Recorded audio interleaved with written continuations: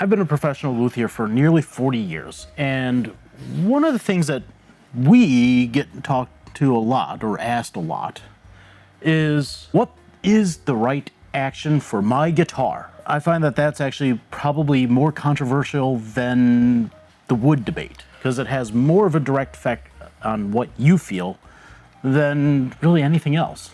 Right. Yeah, it's very, very much about the player and what the player needs for their technique, and it's also about the instrument and what the instrument can or can't do. Right. So, without further ado, what is action? How do you measure that? Okay, so action is basically, as we like to measure it, the height of the strings above the top of the fret. And we measure it typically at the 12th fret, where the neck joins the body.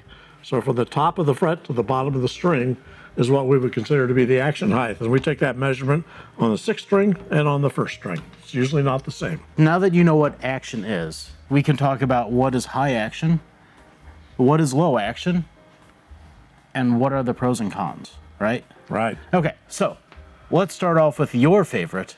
What is high action? High action is action that's too high for that player or for that guitar. Okay, so notice we didn't throw out any numbers because that is on you. Mm-hmm. But if we were to throw out any numbers on a typical average on basis. your typical average basis, I'm going to call up and say, if I like it, I like a high action.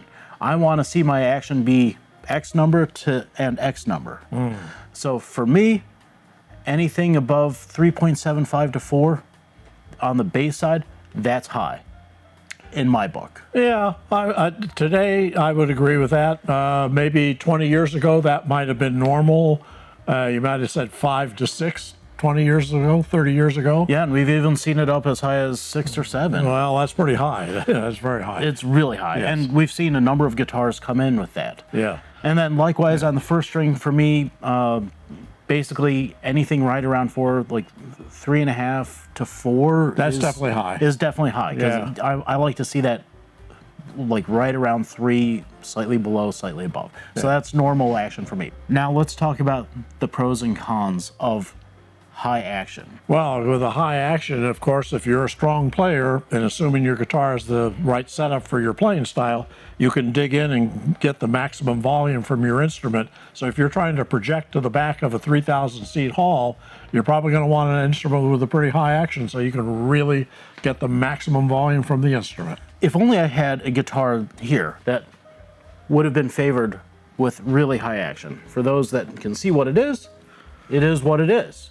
For those who can't see, this is a Ramirez.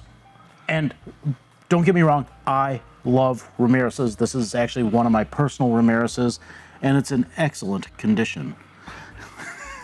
All right. So, for me, if I measure this guitar, and I did earlier, it is 4.5.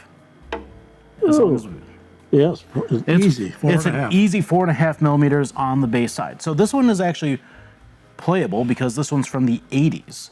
And on the 1st string side, I measured it earlier, and it's just a tick under 4. And that's pretty much within the Ramirez specifications of how they built it and intended it to be. It's not that this neck has pulled up. Nope. No, And, sir. When I checked it, one of the things that I like to do is rub my finger on either side to see if the neck has pulled in. When you're dealing with a guitar with action that high, sometimes that's actually a good thing, like you said, for a strong player who wants to be very loud. Well, that's Without microphones, without anything else. And that's certainly the action that Segovia demanded, and that's why those old Ramirez's were all built that way, because they were building them all to satisfy Segovia. Yes, and so for all of you who aren't concert guitarists and are demanding to play with an action like that but find it difficult, you don't have to punish yourself. We do have microphones. They work really well nowadays. So there is that to consider. Now, on the downside of high action, for me, whenever I'm playing on a guitar with high action, I get a lot of pain right here. Well, it can lead to hand problems. Because Absolutely. you're squeezing. It's not pressing the string to the fretboard. You are squeezing the daylights out of it. It's no longer a bar chord, it's a C-clamp chord. Right, right. Yes. And it will slow down your playing. You might have more tonal distortion, aka your guitar doesn't play in tune because you're elongating the string more than enough to change the pitch of it, right? Yes. And the third thing that I find happens a lot with guitars with high action is that you just don't want to play them. It Right? becomes a chore. It does. It becomes a chore. The guitar is fighting you as a player. You've got to have a very strong hand to play that habitually for 4 or 5 hours a day. Yes. And so now with that high action covered, let's talk about low action. Okay. Now we're actually in his wheelhouse. Yes. In the modern classical world, to put into low action, I would say typically, what, 2.5 and under? Maybe Or even 2 and under? maybe 3 millimeters on the bass side and 2.5 on the treble. Yeah. Or under that. Yeah.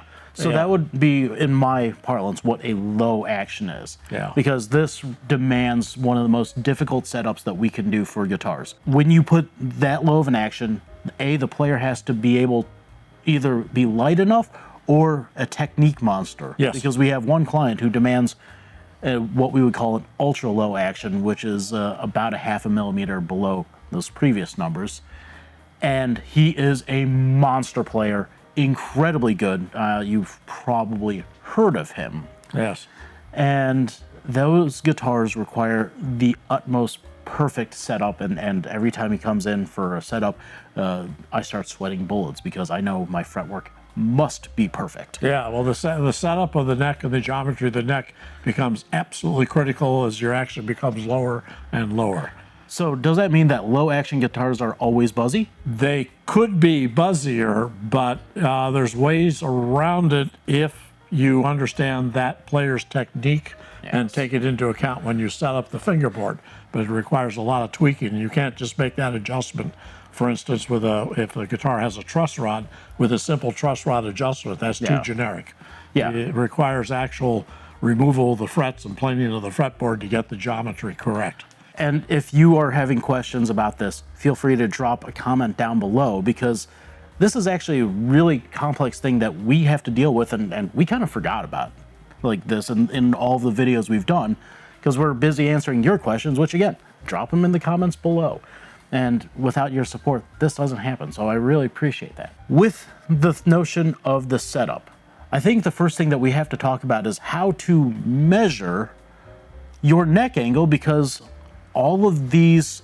We should discuss what neck angle is, because most guitarists aren't aware that there's such a thing as a neck angle on the guitar. They assume that the neck is just straight with the body. Right, so... That's not the way it is. And I, by the way, I can't tell you how much it drives me crazy when I see people come in and they sight the neck and they go, it's bent. Yes, Yeah. yes. It's supposed to be. Yes.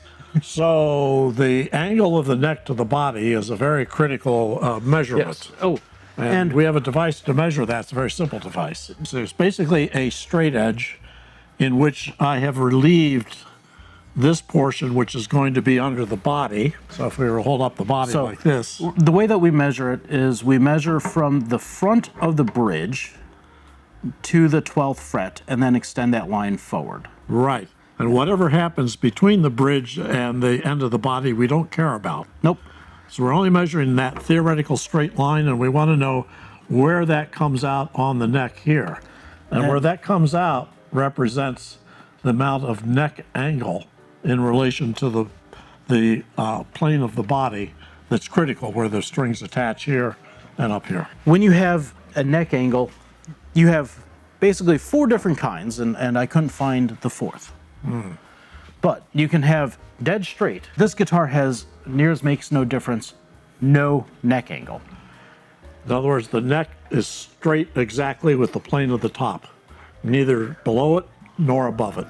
On the opposite end of the spectrum, this Ramirez has a lot of neck angle. So the neck angle is up like this in relation to the plane of the body. And by the way, on the Ramirez 1As, those tops are perfectly flat. They have no doming.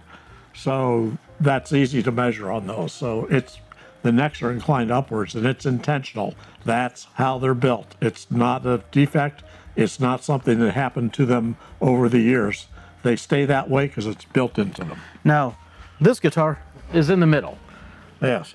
It's This is 2 millimeters or so. yes. So this is a flamenco guitar built for myself, which has a very small amount of neck angle because I like a very low action. So the less neck angle you have, the easier it is to bring the action down at the body, at the bridge, which is where the flamenco players want it low, like I do. Although that said, the neck angle, not necessarily no bearing on it, but can provide for a very low action Yes.